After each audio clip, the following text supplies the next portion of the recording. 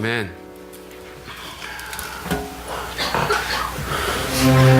제가 예전에 여러분들에게 한번 말씀드린 적이 있는데, 제가 대학 다닐 때 락 음악을 굉장히 좋아했었거든요. 완전히 매니아였었어요, 진짜. 근데 그러다 보니까 이제 대학교의 락 밴드 동아리에 가서 거기서 이제 베이스를 쳤어요. 실력은 별로 없었지만.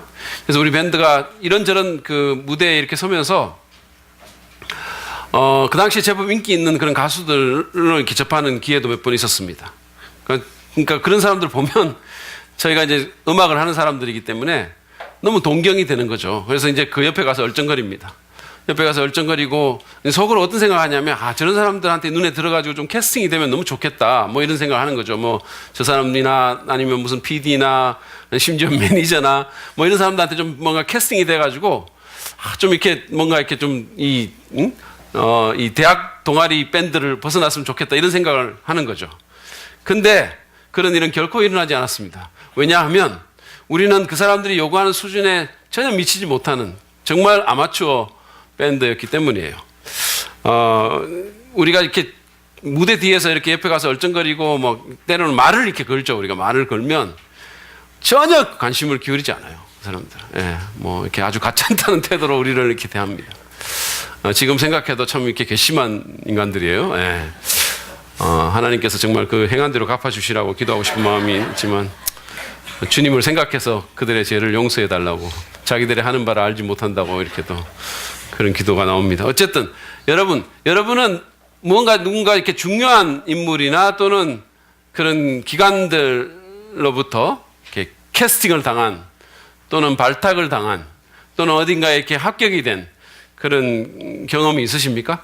만약에 그렇다면 여러분은 상당한 자격을 갖춘 사람이 틀림없습니다. 왜냐하면 세상은 사람을 쓸 때, 사람을 뽑을 때 아무나 쓰지 않기 때문이에요. 최근에 우리 청년부의 얼짱인 윤정이 아시죠? 얼짱입니다. 우리 청년부 얼짱인 윤정이가 이렇게 연예인들을 이렇게 아주 A급 연예인들을 많이 접하게 되는 그런 환경에 처했다고 이런 얘기를 들었어요. 그래가지고 이건 저만 한 얘기가 아니고, 그 말을 들으니까 사람들이 전부 그러면 윤정이도 어디 그 연예인으로 캐스팅 되는 거 아니야? 뭐 이런 얘기들을 하더라고요. 그래서 제가 이제 그 언니 되는 지윤이한테 윤정이 이렇게 연예인으로 캐스팅 되는 거 아니야? 이렇게 얘기를 했더니 지윤이가 정말 가짠다는 표정으로 에이, 그 정도는 아니죠, 이렇게 얘기를 하는 거예요. 한마디로 일축을 하더라고. 근데 아마 뭐 내가 걔보다 낫죠, 이런 의미가 좀 담겨 있을지도 모르죠. 어쨌든 간에 여러분, 세상은 엄격한 자격 요건을 요구합니다. 그것을 정해놓고 그 자격에 합당한 사람만 뽑아서 이렇게 쓰죠. 회사도 이렇게 보세요. 연예인뿐만 아니라 회사도 아무 자격 없이 그냥 다 넣어주지 않잖아요. 무슨 뭐 대학교를 졸업해야 된다든지, 경력이 있어야 된다든지, 뭐 토익 몇 점을 받아야 된다든지, 무슨 자격증이 있어야 된다든지, 40세 이하여야 된다든지, 뭐 이런 자격이 있는 거예요. 그렇죠? 대한민국의 군 같은 경우도 이게 뭐 모든 국방의 의무가 있다 그래가지고 모든 남자들이 다 가야 되는 것처럼 생각하지만 아무나 다 받지는 않아요. 거기서도 어떤 자격을 정해놓고 거기에 미달되는 사람들은 뭐합니까? 보충력으로 또 아예 면제를 시켜버리죠. 그런 분들도 여기 계시잖아요. 그렇죠? 여러분들은 좋아했었겠지만 사실은 미달되어서 그렇게 된 거예요. 그렇습니다. 그래서 아무나 이렇게 뽑지 않아요.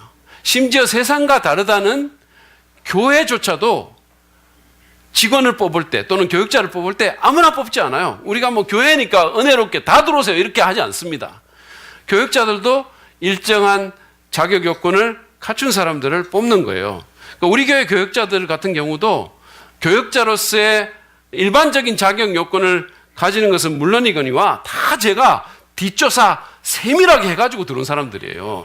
우리 교회 성도들 중에 이제 어떤 분들이 저한테 아니, 우리 교회에서 이렇게 섬긴 교육자들 보면 설교도 잘하지만 어떻게 그렇게 다 찬양들을 다 잘하시냐고 이렇게 얘기를 하는 거예요. 역대 모든 사람들이 다 찬양을 너무 잘한다고 이렇게 얘기를 하는 거예요.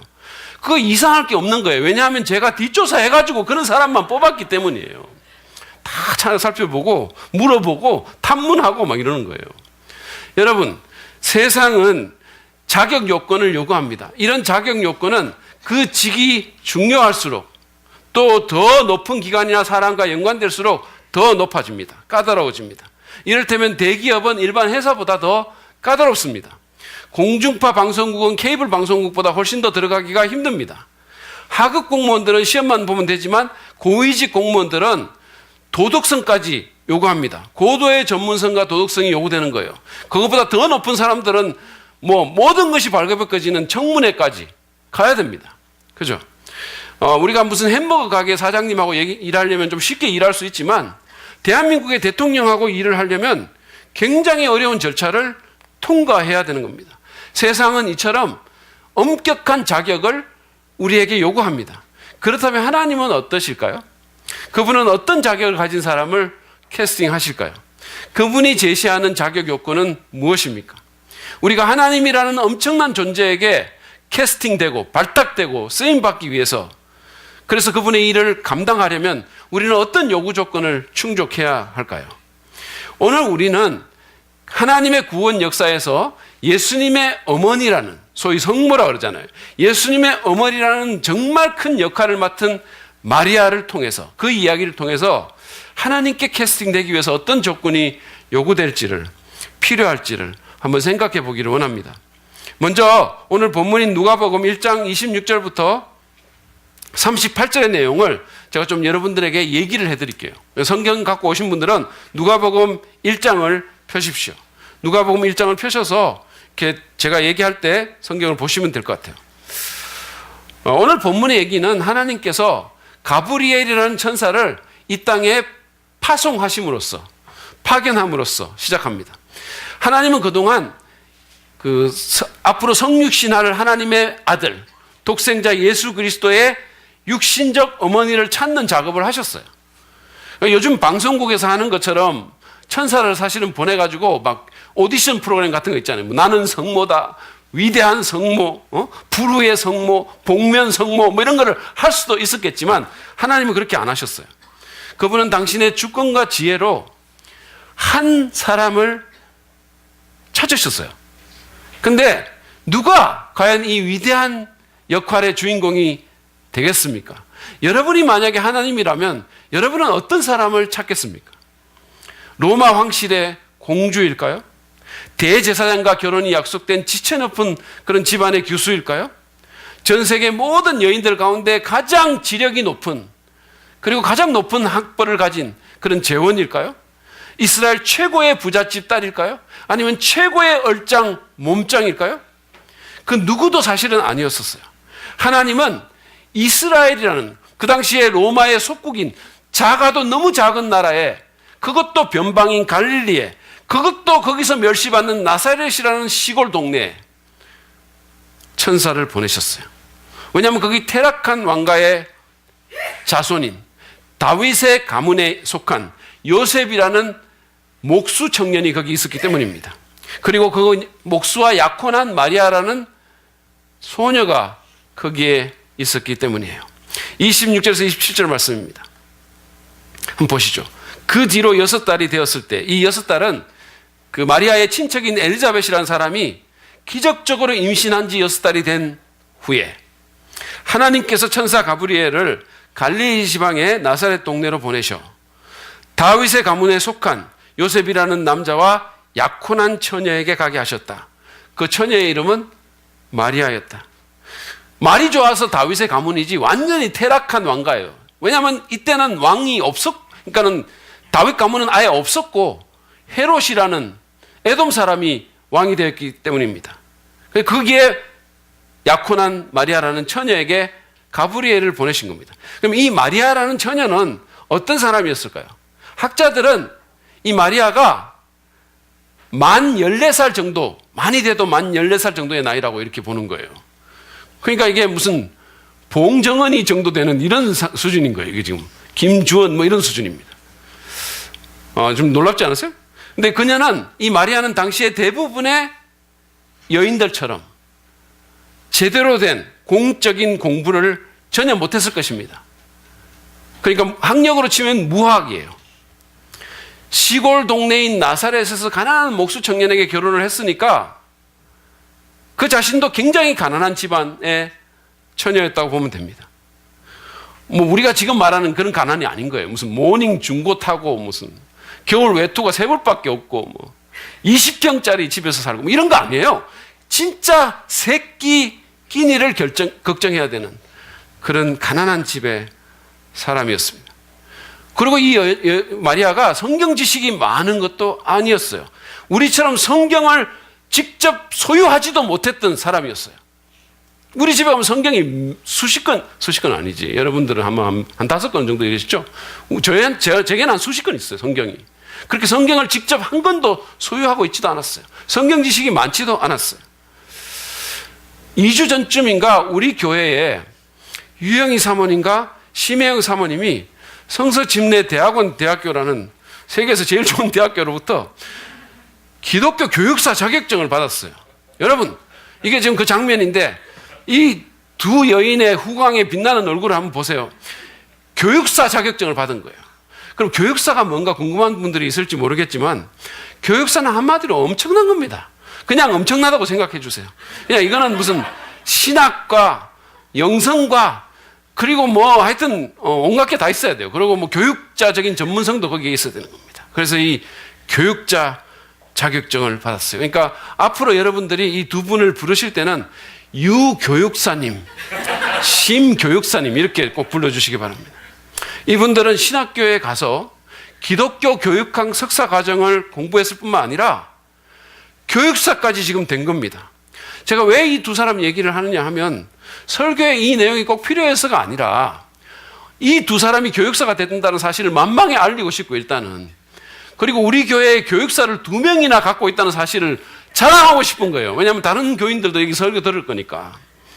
근데 여러분 이 두 사람의 얼굴을 지금 보시면 여기 막 후광이 나잖아요. 그렇죠? 얼굴이 보통 얼굴이 아니잖아요.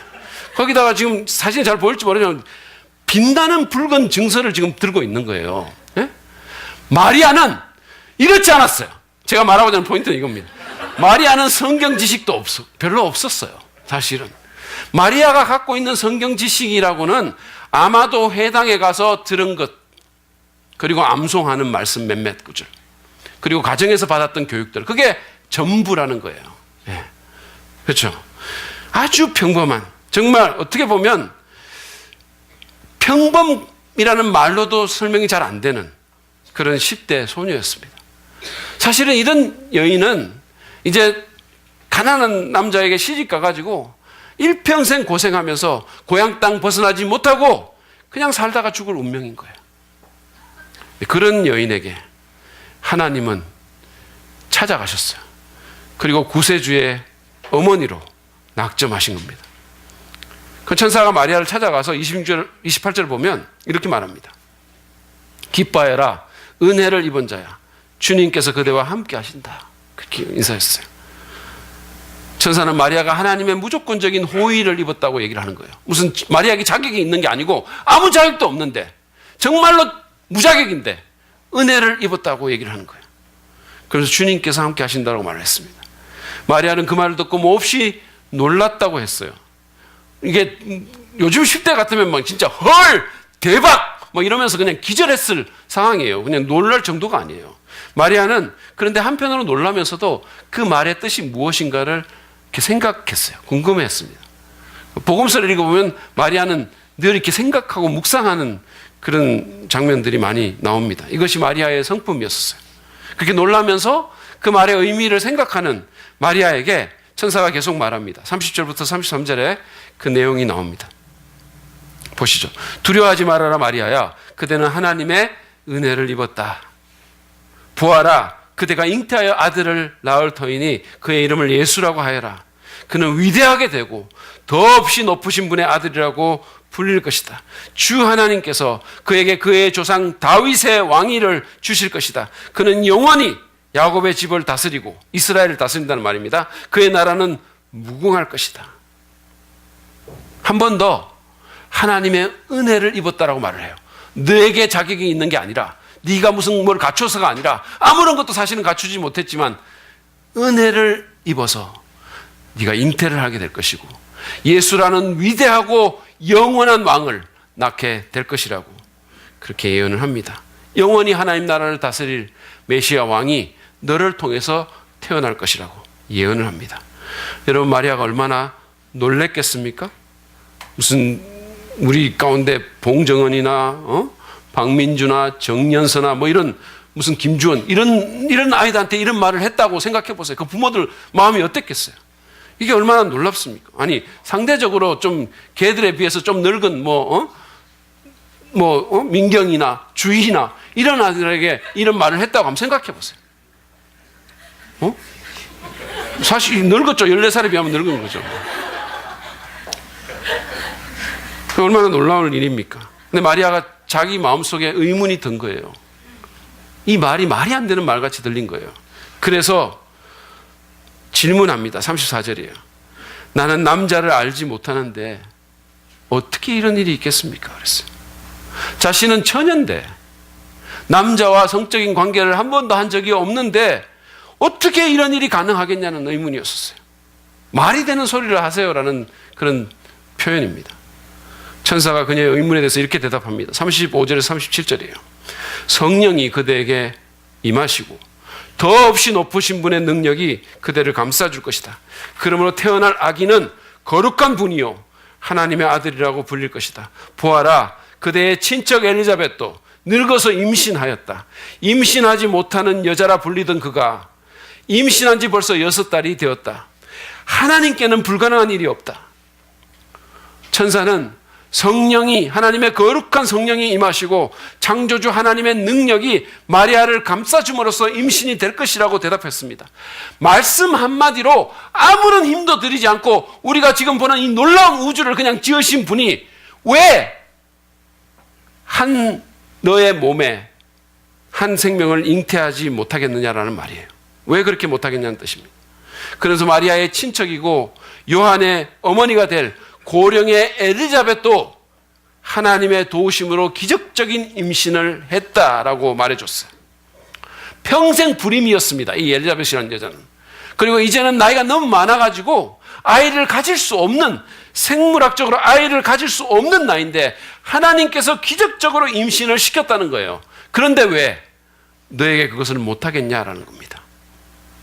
엘리자벳의 증거를 대면서 천사는 하나님께는 불가능한 일이 없다라고 결론을 맺었어요. 오늘 우리 각 집사님이 영어로 찬송을 했으니까 저도 영어로 말합니다. Nothing is impossible for God. 하나님께는 불가능한 일이 없다. 그렇게 말했어요. 아무것도 불가능하지 않다라고. 사람은 못하는 것이 많고 사람은 한계투성이지만 하나님에게는 한계도 불가능도 없다는 거예요. 여러분 생각해 보십시오.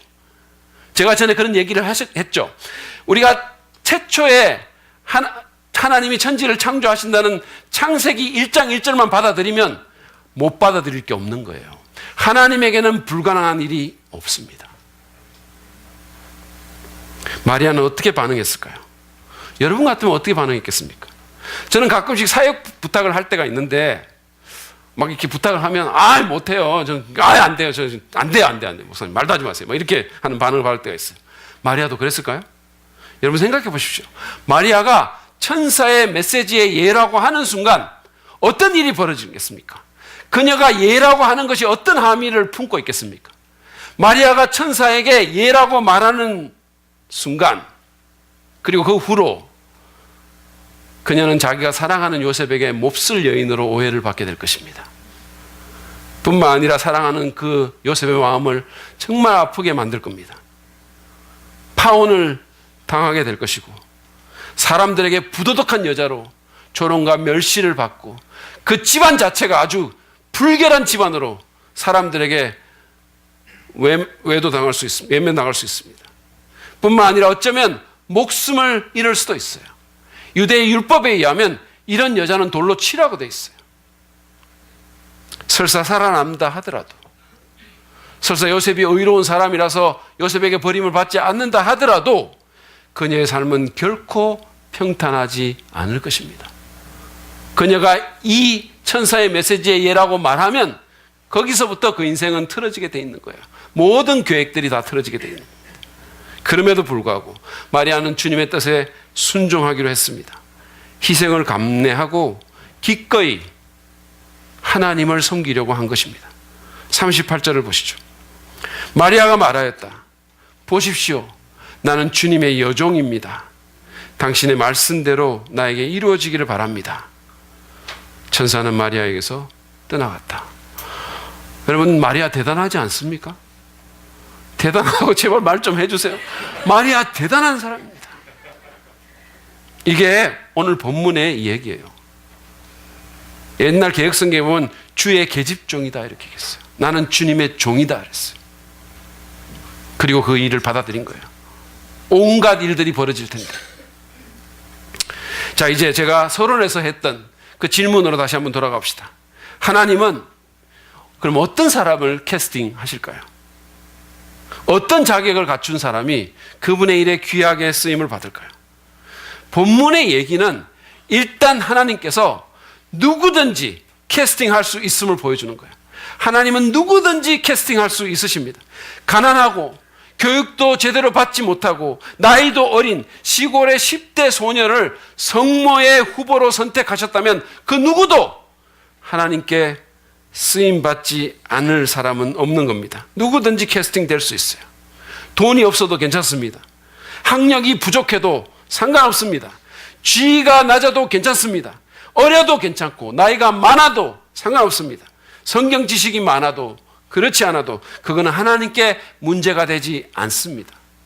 여러분의 과거가 어땠든 얼마나 화려한 과거를 지니고 있든 얼마나 무슨 안 좋은 과거를 지니고 있든 아무 상관없습니다. 사역 경험이 많든 없든 그거는 하나님께는 전혀 문제가 되지 않아요. 하나님은 누구든지 쓰실 수 있습니다. 믿으시기 바랍니다. 하나님은 누구든지 쓰실 수 있어요. 누구든지 캐스팅할 수 있습니다. 근데 본문의 얘기는 하나님께서 누구나 쓰시지만 아무나 쓰지는 않음을 또한 동시에 보여줍니다. 여러분, 누구나와 아무나의 차이를 아시겠습니까? 예전에 제가 그 첫 번째 에세이집인 하늘정원의 아름다운 꽃이 되고 싶다라는 책을 썼을 때 그 책의 추천사를 써주신 분이 계세요. 그 연동교회라고 서울에 아주 유서 깊고 전통 있는 장로교회 목사님인데 이성희 목사님이라는 분입니다. 이분이 그 추천사에 어떻게 썼냐면 에세이는 누구나 쓸 수 있지만 아무나 쓰지는 않는다 그랬어요. 감탄을 좀 해주시기 바랍니다. 근데 하나님도 누구나 쓰실 수 있지만 아무나 쓰시지 않아요. 여러분 생각해 보십시오. 만약에 마리아가 놓으라고 했다면, 절대 안 된다고 했다면 어떻게 됐을까요? 물론 마리아는 그렇게 하지 않았고 그렇게 하지도 않았겠지만 만약에 그랬다면 하나님은 어땠겠어요? 담임 목사인 제가 종종 그러는 것처럼 불쌍한 표정을 하고 그냥 한 번만 좀 해주면 안 되겠냐고 막 이렇게 말했을까요? 그랬을까요? 하나님은 그러지 않았을 겁니다. 아마 그분은 다른 사람을 찾았을 거예요. 하나님은 억지로 하기 싫어하는 사람을 억지로 시키지 않아요. 마지못해 그렇게 하도록 하지는 않습니다. 요나처럼 바다에 빠뜨려가지고 고래 뱃속에 3일 묵혀놓고 그래서 다시 쓰시는 경우는 있어요. 그러고 싶으세요? 근데 사실은 요나조차도 처음에 선지자로 부름받았을 때, 그 어려운 길로 부름받았을 때 자원했던 사람이, 기꺼이 순종했던 사람이에요. 이건 한 번의 불순종에 불과한 겁니다. 사실은. 그리고 니느웨에 가서 말씀을 전했을 때도 고기 뱃속에서 회개하고 그리고는 기쁨으로 자원해서 나가서 또 했던 거예요. 하나님은 억지로 쓰시지 않습니다. 누구든지 쓰실 수 있지만 한 가지 조건이 있는 거예요. 그것은 하나님께서는 그 운명을 하나님께 맡기고 기꺼이 자신을 드리는 자를 캐스팅해서 사용하십니다. 이 사실 여러분 꼭 기억하십시오. 우리 같이 한번 읽어볼까요? 시작. 하나님은 누구든지 그 운명을 하나님께 맡기고 기꺼이 자신을 드리는 자를 캐스팅하여 사용하신다. 마리아는 그랬어요. 어떤 미래가 펼쳐질지 전혀 예측할 수 없었지만, 자신이 한 번도 생각해보지 않았던 부르심이었지만, 엄청난 어려움이 아마 분명히 있을 것이지만, 한 남자와의 축복받는 결혼과 평탄한 가정을 가질 것이라는 자신의 소박한 소망이 완전히 깨질 것이었지만, 그녀는 자신의 운명을 하나님께 맡기고 기꺼이 자신을 하나님의 뜻에 드렸습니다. 사실은 마리아뿐만이 아니에요. 하나님은 그런 사람을 언제나 하나님 나라의 프로그램에 캐스팅해서 귀하게 쓰십니다. 제가 전에 우리 신학교 총장님 얘기를 한 적이 있잖아요. 그렇죠? 그분은 집이 너무 가난해가지고 그래서 너무 가난했기 때문에 어릴 때 고아원에 맡겨진 거예요. 그러니까 한창 사랑받을 나이에 부모에게 버림받았다는 그 아픔이 이 아이의 마음을 정말 삐뚤게 만드는 거예요. 제대로 잘 먹지도 못하고 사랑도 받지 못하고 그러니까 10대 때는 재크나이프 들고 다니면서 그냥 싸움질하고 반항하고 폭력을 일삼는 문제아가 된 겁니다. 그렇지 않겠어요? 이 마음이 완전히 삐뚤어진 거예요. 세상에 대한 반감이 가득했었어요. 어떻게 나를 잃을 수가 있냐 말이지. 그러면서 또 한편으로는 맨날 엄마가 보고 싶어서 막 울었대. 언제나 울고 밤중마다. 공부도 당연히 제대로 못했죠. 근데 그런 거에게 하나님이 찾아가신 거예요. 그런 거에게 하나님이 내가 너를 사랑한다고 예수를 줄 만큼 너를 사랑한다고 메시지를 전한 거예요. 그는 자기 같은 사람을 무조건적으로 사랑해 주셔서 외아들 예수를 내어주신 하나님의 그 사랑에 감격했습니다. 그리고 십자가의 복음을 믿었습니다. 근데 하나님의 계획이 거기서 멈추지 않았어요. 하나님은 그를 말씀 전하는 목사로 부르신 거예요. 고등학교도 졸업 못한 고아원 출신의 그가 세상적으로 그 일에 자격 미달이라고 느낄 것은 당연한 일이겠죠. 그리고 앞으로 어떤 어려움과 고난이 그를 기다리고 있을지 정말 몰랐겠지만, 그렇지만 이 김남주 고아는, 지금 목사님은 자신의 운명을 하나님께 맡기고 자신을 하나님께 드린 거예요. 그저 하나님께서는 이 고아원 출신의 문제아를 수많은 사람에게 복음을 전하는, 심지어는 미국의 수많은 교회들에게, 미국 사람들에게 복음을 전하는 전도자로, 그리고 목사로, 그리고 결국은 신학대학원의 총장으로 그렇게 쓰셨어요. 이분의 드라마틱한 이야기가 국민일보에 연재가 돼가지고, 그래가지고 전국에 알려졌어요. 그래서 이분의 삶이 정말로 많은 사람들에게 은혜를, 하나님의 은혜를 드러내는 그런 계기가 된 거예요. 그런 도구가 된 겁니다. 수많은 연약한 사람들에게 용기를 주게 된 거예요. 나도 할 수 있겠구나. 고아가 총장이 될 수 있다면 나도 할 수 있겠구나. 여러분은 어떠십니까? 여러분은 자신의 운명을 하나님께 맡기고 기꺼이 자신을 그분의 뜻에 드리기를 원하십니까?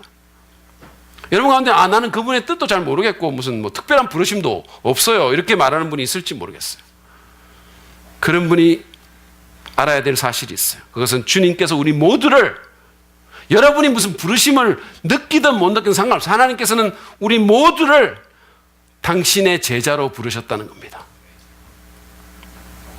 우리 모두가 자신의 육신적인 소욕을 부정하고 부인하고 사랑 때문에 십자가를 지신 그분을 따라가도록 우리를 불러주셨어요. 한번 보시죠. 마태복음 4장 19절입니다. 나를 따라오느라 내가 너희로 사람을 낚는 어부가 되게 하겠다. 사실 이 부르심은 제자로의 부르심이지만 동시에 위대한 삶으로의 부르심입니다. 사람을 낚는 사람이 되게 하겠다는 거예요. 사람에게 영향을 끼치는 그런 인생이 되게 하겠다는 거예요. 만약에 우리가 우리의 운명을 하나님께 맡기고 우리 자신을 하나님께 드려서 우리를 위해서 십자가를 지신 그분의 뒤를 따라가기로 선택한다면 하나님께서는 우리 인생을 사람들에게 영향을 끼치는 삶으로 만들어 주겠다라고 약속하신 거예요.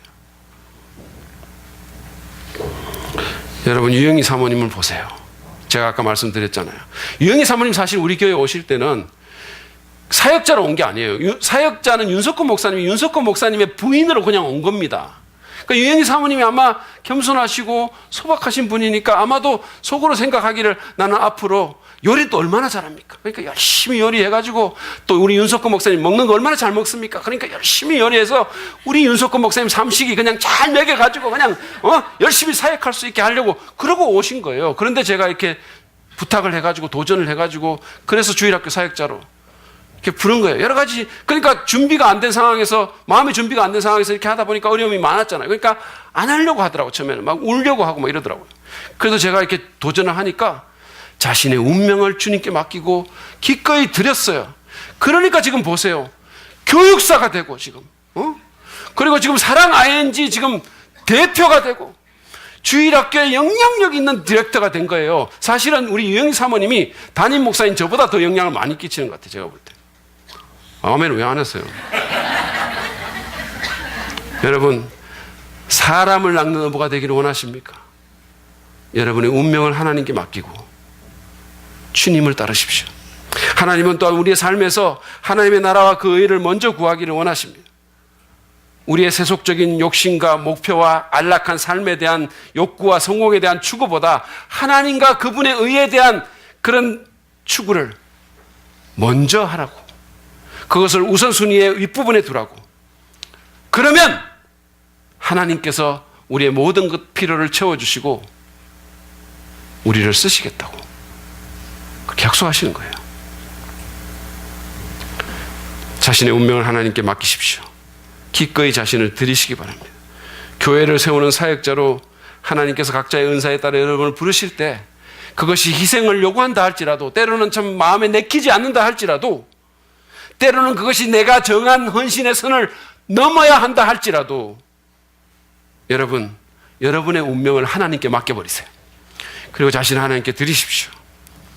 마리아가 그랬던 것처럼 그렇게 자신의 운명을 하나님께 던질 때 하나님께서는 그 위대한 하나님 나라의 프로그램에 우리를 포함시켜 주시고 우리를 캐스팅해 주시고 우리의 삶을 복되게 만드실 것입니다.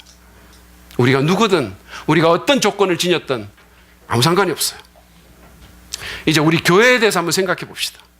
만약에 우리 교회에 속한 성도들 모두가 선하시고 전능하신 하나님께 자신의 운명을 맡기고 우리 자신을 하나님께 드린다면 우리 교회는 어떤 교회가 될까요?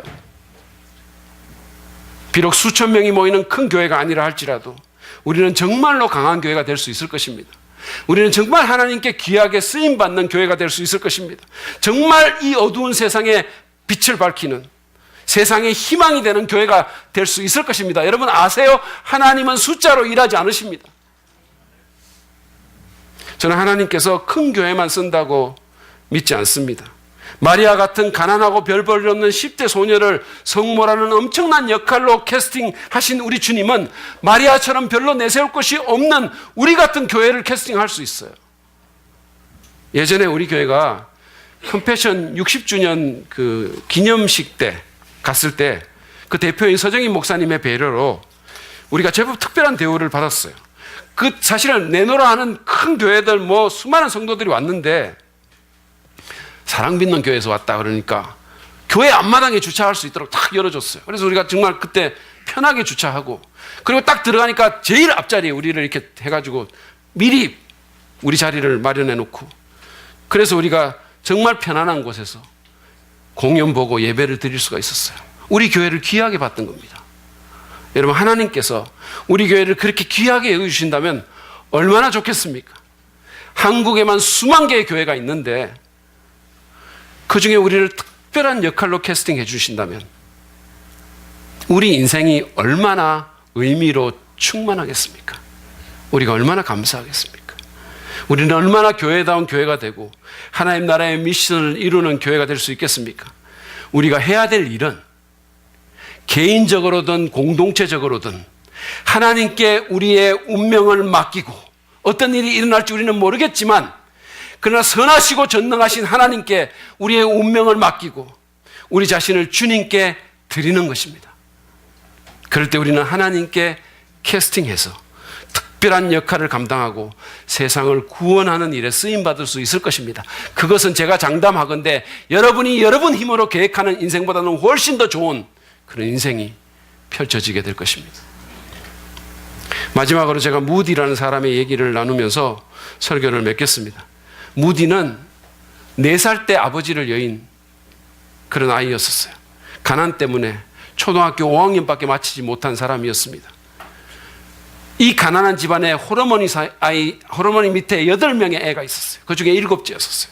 어릴 때부터 이 일을 해야 했습니다. 정말 힘겨운 삶을 호르몬이 안에서 살아야 했었어요. 교육을 제대로 못 받았으니까 그의 말에는 문법적인 오류가 가득했습니다. 그리고 성경을 읽을 때도 모르는 단어 때문에 건너뛰어서 읽을 정도였었어요.